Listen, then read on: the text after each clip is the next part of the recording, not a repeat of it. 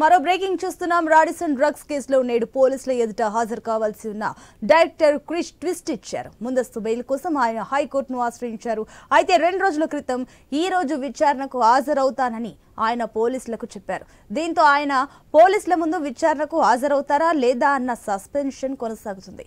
అయితే క్రిష్ ని విచారిస్తే కేసులో పురోగతి ఉంటుందని పోలీసులు భావిస్తున్నారు.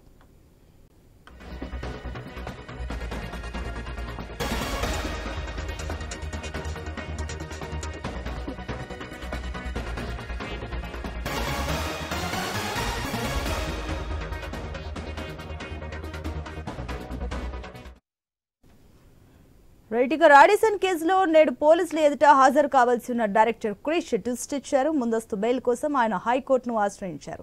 అయితే దీనికి సంబంధించి మరిన్ని డీటెయిల్స్ మా ప్రతినిధి రవిచంద్ర అందిస్తారు.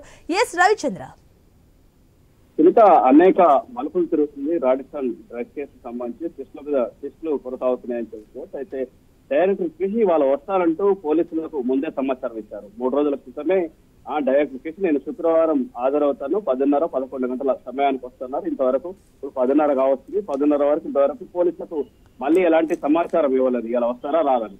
మరొక పక్క క్రిష్ ఏం చేశారంటే ఈ లోపల హైకోర్టును ఆశ్రయించారు. నాకు ముందస్తు బెయిల్ ఇవ్వండి అంటూ హైకోర్టుని ఆశ్రయించారు. ఒక పక్క హైకోర్టును ఆశ్రయించారు, మరోపక్క పోలీసులకు ముందస్తుగా సమాచారం ఇచ్చి నేను శుక్రవారం లేదంటే శనివారం వస్తాను, శుక్రవారం అయితే 10:30-11 గంటల సమయంలో వస్తానని చెప్పారు.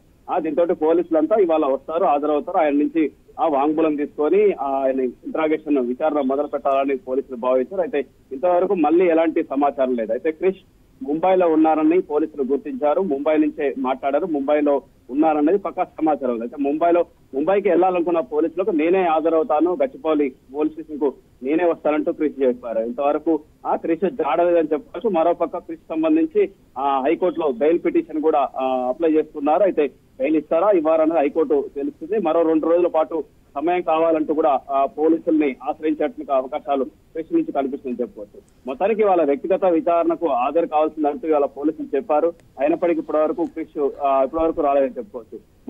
మరొక నలుగురు కూడా ఇంతవరకు ఆచూకీ లేదు. అంటే ఇప్పటివరకు పోలీస్ స్టేషన్ కి రాలేదు. వాళ్ళు ఎలాంటి పరారులో ఉన్నారని చెప్తున్నారు. కొంతమంది బెంగళూరులో ఉన్నారు, మరి కొంతమంది గోవాలో ఉన్నట్టు కూడా పోలీసులు గుర్తించారు.